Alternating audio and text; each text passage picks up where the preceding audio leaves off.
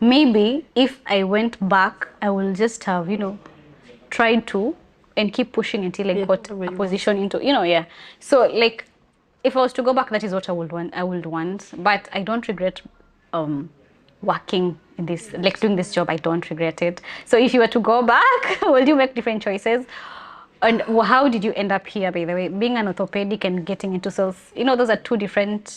No, actually, even I used to hustle while I was in college. And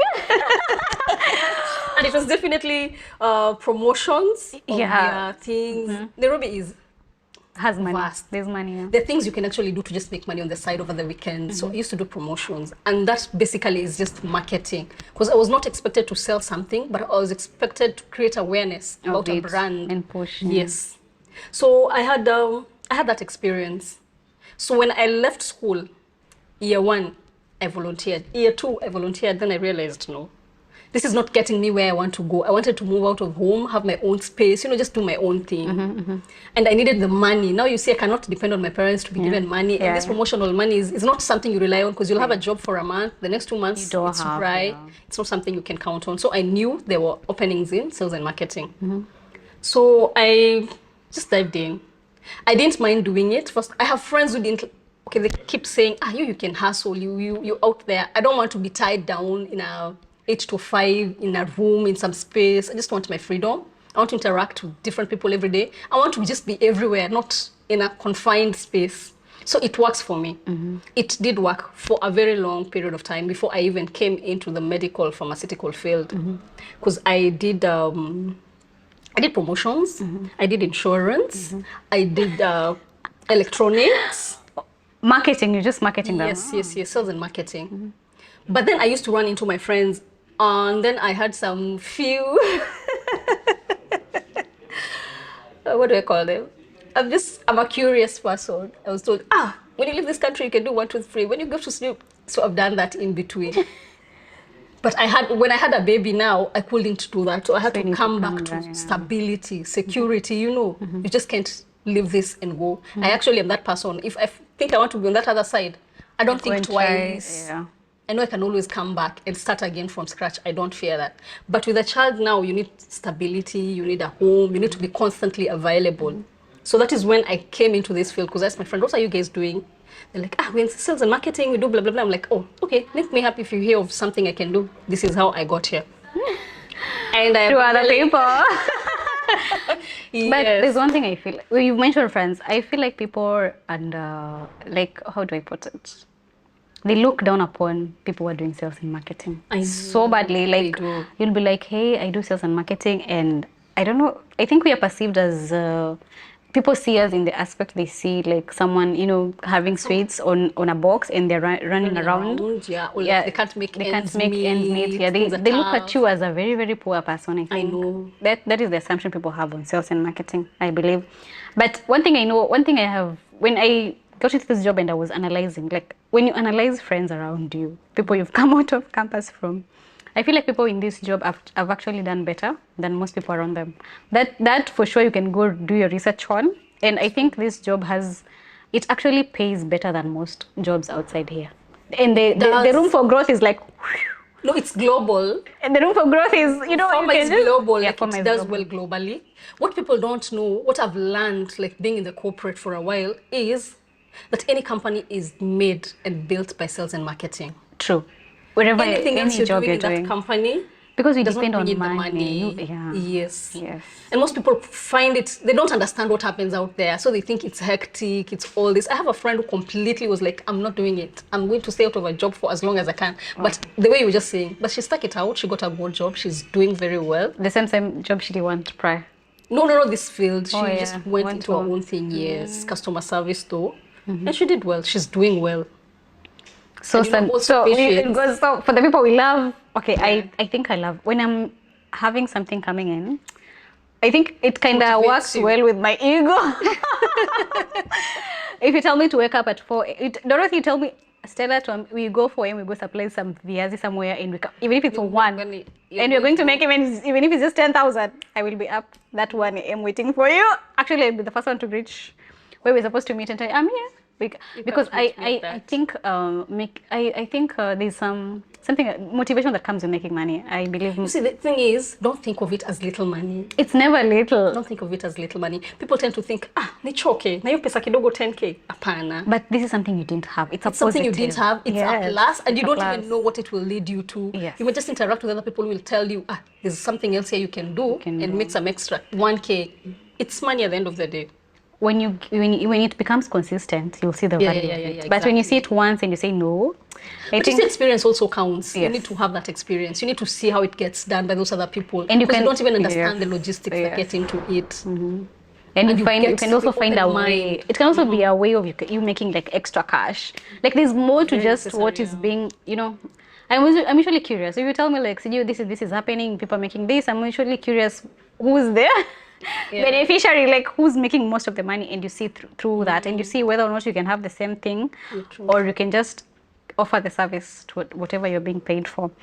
And the key aspect to go back to is at a relationship. It's not family, finances. Finances are key, and I feel like most of us, we don't. How many of us were taught about finances? None of us. So we went through life with the finances. So if you were to go back and analyze your finance, how you are spending money, and also making money, there are so many ways. Our spending habits are either something we learn or something we inherited from our parents. So let's talk about finances. How your spending habits are. You are the kind of person to save. Either you're spending or saving. Did you inherit this from your parents or from people around you or relatives, or this is something you just taught yourself and you worked towards something of that sort? No, I didn't actually inherit it from anywhere, but there's a period when I really had a tough time.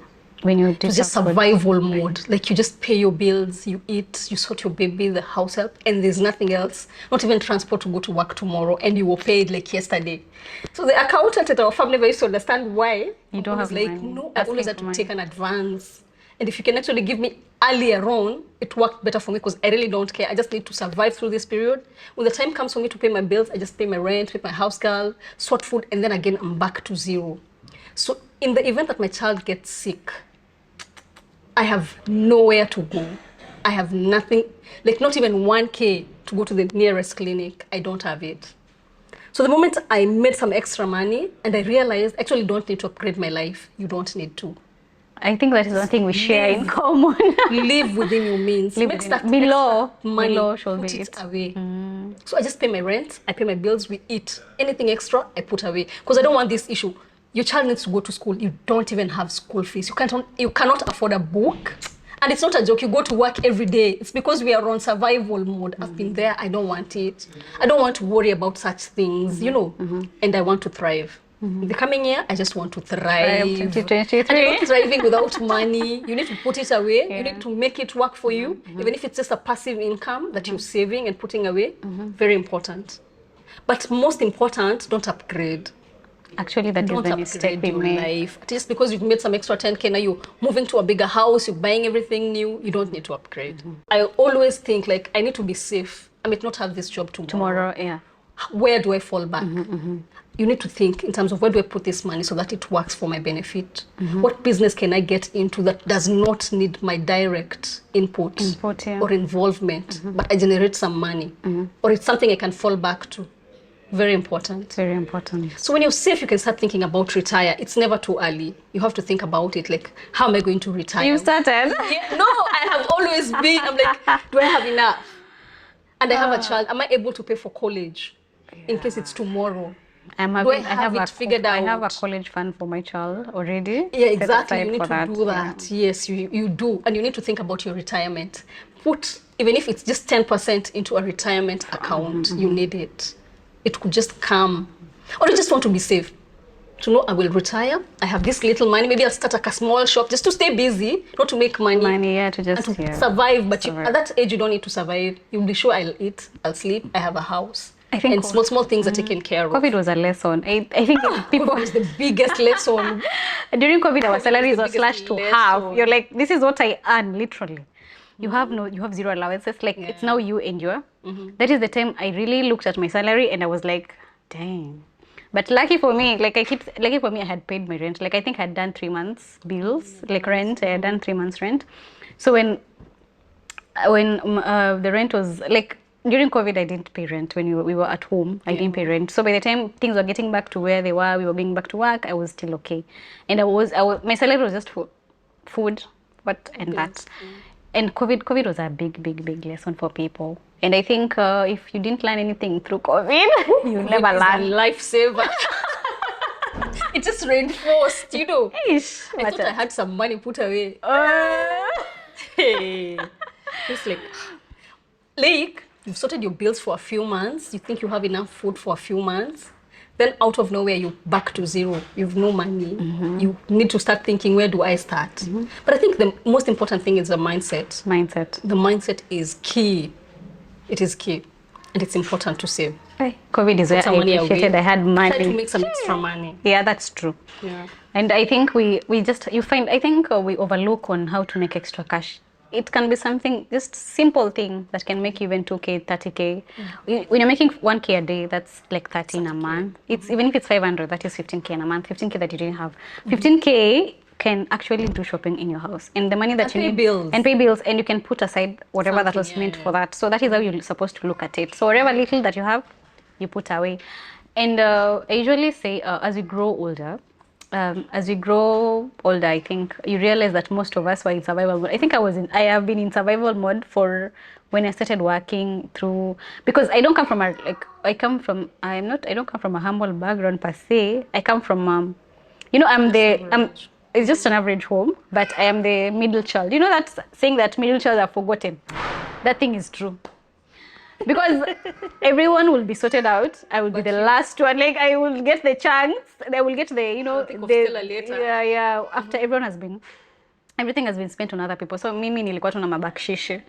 So, and because of that, I never used to have so much. And I think my parents even don't know. But my mom has always been like, hey, you're very aggressive. But in the aspect that I didn't have much. I used to survive with the little that I get. And at times I will be forgotten because I'm the middle child. Because the firstborn, actually my sister, my first sister was given, I think she's the one who was given the best royal treatment. Because they knew that if we take care of this egg, this is our little egg. When she grows up, she's going to take care of us, So she was given so much. As we got chunks of things, and and I remember she's the one, she went through parallel program, but because of our experience her experience with our parents, I was told that is the reason why I didn't go to parallel. I was told, why should we do this for you? You will end up doing this and this and this. So we also got that. Because of our actions, we get there. We experience now the pain from we are the one who feel the pain of our parents, the disappointments and everything and all that you get. So I am used to having little. So I've always been in survival mode throughout my growth, life. And I think one thing that hit me the most was a time, I never share this, but I remember there's a time I was in campus and a friend of mine visited. The friend currently is in Germany, and I think he's going to see this. He's currently in Germany. He's doing very well in life. But he visited me at school on that particular day. And on that particular day, I had zero cash in my pocket. So I didn't even, so we spent the whole day. You didn't eat anything. And I think even he questioned, like, what's happening? Like, I came to visit you, you're supposed to, but I didn't have a coin in my pocket. And he was very curious. We didn't take lunch, we didn't take breakfast. Like, the whole day I was hungry. Like, I didn't eat. And it's not because I'm choosing not to, I don't have. But wasn't he hungry? Like, I'm hungry. So he was also I think he was also going through like a broke phase in his life. Like, I don't think it's one thing he wants to go back to. So I think the only thing he had was money to, the money he had was just transport to come see me and transport back. So I usually go back to that. I think in campus there are days, most people have gone hungry in campus. Like, I'm not the only person. Like, there is that point where, your parents no longer have cash to give you. So because of that, I also went to I also did promotion. I did promotion. Money. And I think there is, when I touched some good money, I think in my third year, fourth year there, I was doing telesales we were selling some land in some houses, and we used to be paid commission. But when I think back, that person was underpaying us on the commission, because we will sell like a 9 million house and you're paid, I don't know, some few, 1,400. We used to sell, like, for land that is 700K, we would get like 1,400 per plot. And 1,000 shillings. 1,400 for 700,000 plot. Like that is the one I remember because I had sold a lot of plots. What percentage is that? I sold a lot of, that is commission. And then we used to be paid, like, 1K for a child we used to be paid 1,000. And if you were doing, I think you are the team leader per se, you are now coordinating the others. We were paid like 1,500 on that day, so on a daily basis. But it was a job that was coming. You do for 2 weeks, you break, you do for 2. It's not consistent. So for a campus child and your fees is being paid, that's a lot of money. At that point, that is why I'm saying, when you go back, when I think now from now, we used to be underpaid. Of course. But at that time, it was the person you're given 27,000 your commission. You're like, damn, some good money. And I think at some point, growing up on survival mode, I would pay my school fees in advance. Yes, it's not that my parents didn't cater to my school fees. They did pay, but when you're on survival, you just taken care of. And I think that is how I became me. So like you'll find that in my family, I'm the most aggressive person. Like I want this and this and this, and I want money. I always want money because I want to feel safe. I don't want to go hungry one day. Because of that. So you see, we have very different experiences in life. So when you go back now, family is a very, very crucial topic for most people. I know it's very funny that you find most of us we come from a normal home, but our relationship with our family is not equally the same. It's different. Yes. So if you were to go back in your life, like what would you tell a 20-year-old about family? First and foremost, I've seen people who hold grudges against their parents. Like, oh, there was issues on me and blah, blah, blah. I think once you've grown up, it's time to let it go. If you keep dragging it, it will hinder you. It becomes a hindrance to where you can go in life, to the person you become. Don't hold on to it. Start your own life. Do what you like. Give yourself whatever you feel you lacked. Build yourself. I think that's what I try to tell myself. Like, if this is what I want someone to give me, I give it to myself first. Yes. I become my own priority first. I want that flower, I buy it for myself. I want that chocolate, I buy it for myself. I want that wine, you will find me with it. So it's not a plus. Yes. It's not an excuse for you to treat me anyhow. You're just adding because you're adding to what I already have or what I already can give myself. The point is, I don't need you, but I want you.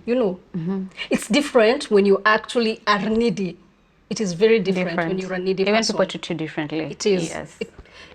There's a way you can just see that this person is being treated like this because they're needy. Yes. Or even just as an individual, you're a needy friend. You have expectations of people. Oh yeah, you want people around you all the time. And people have to build their own life. Yeah, and you expect someone to do something for you, to give it to you one way or the other. I am not a needy person, but I want. If it's something you can go out of your way to do for me, and you're actually able to do it, please do it. Yeah. I won't ask you. I don't want to come and start going like, every other time you're like, she wants to ask for 1, 2, 3. And it does not cost you nothing. Yes. Please go out of your way and do it. Because if it's you, I will sit and smell it from a mile. And I will do it. And you see, that is where it becomes different. And people don't get these things. Or we're just different. Some people you have to tell, by the way, I won't keep asking you for 1, 2, 3. And you can actually do I think people know you need, they just don't want to offer it. You can't stay like, you can't know a person for years and not know this is what they need. I can't come to you, please tell her. And I don't know, maybe you're struggling. No, maybe I know you're struggling with 1, 2, 3. And it's something I can do. Yeah. I will just do it. Why do I wait for you to start telling me that I'm vulnerable in this area? We didn't have dinner last night. It's something I know. You can, you can get into someone's house and you can tell these people have slept hungry. Yes. You can look at people and know these people are struggling.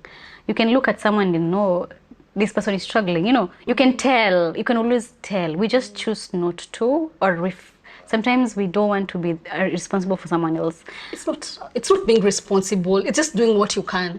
At the end of the But day, people don't stretch out that hand. I know people don't. Very few. You get very specific individuals that do that, but most, they will look at you suffering and that will be their joy. Especially if you are doing better than them. People are so bad. They will be. That's the unfortunate thing That's the unfortunate us. thing. Human beings. But either way, we are all flawed.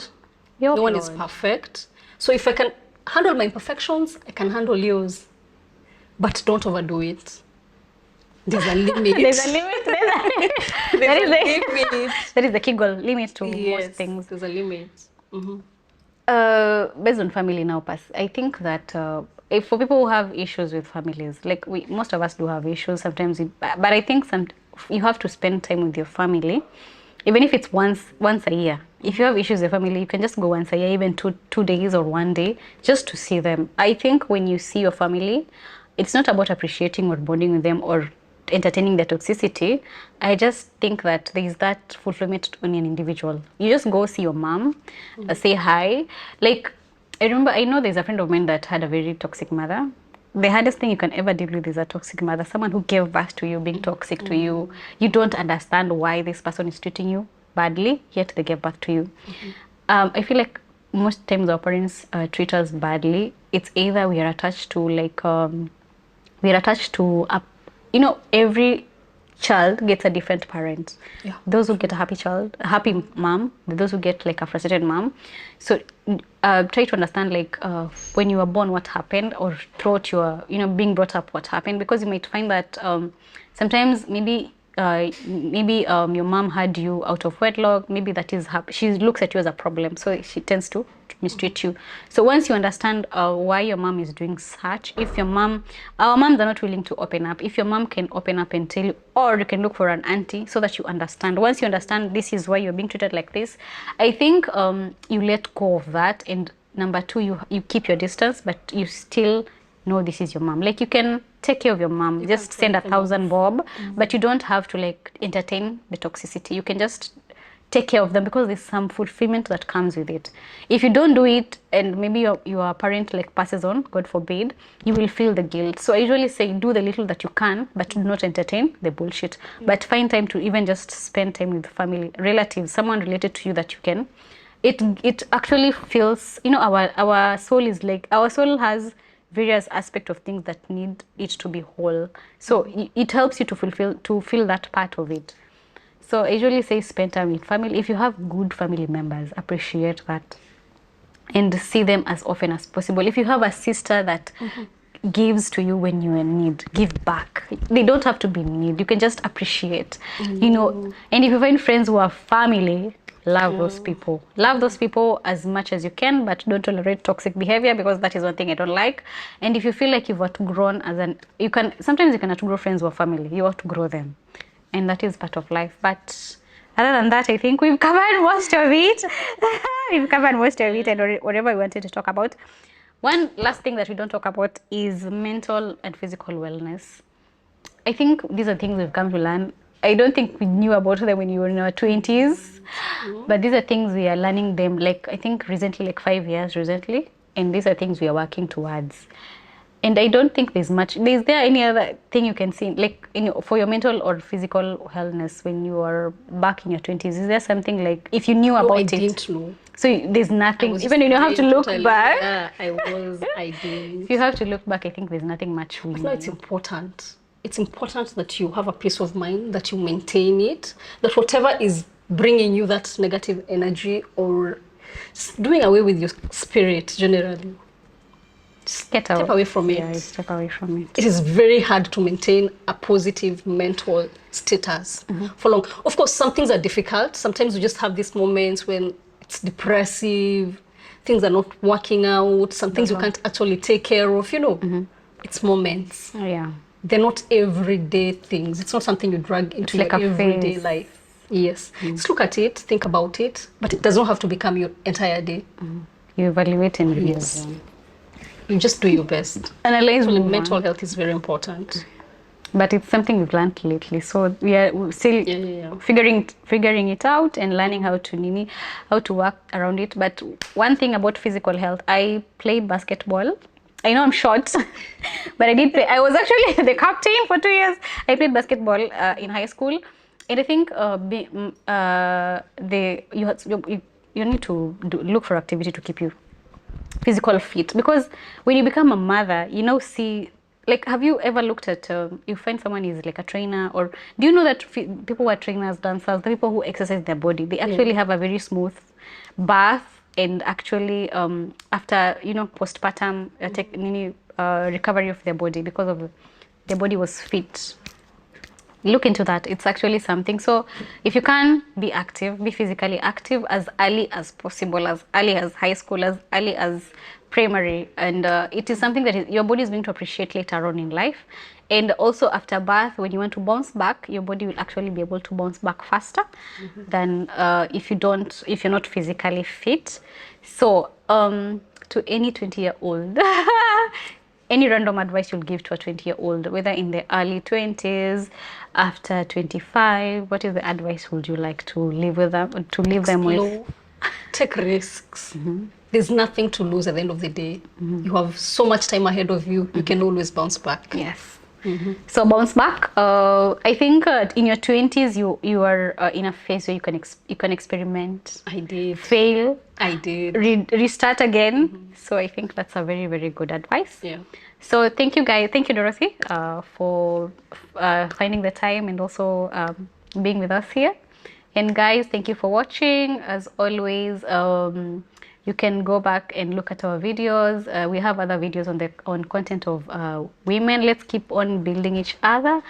And I believe that through experiences, we are able to actually mentor and assist you in better ways. So thank you. Bye-bye. Gideon. Thank you for we having are done. me. Ish! Now look what I'm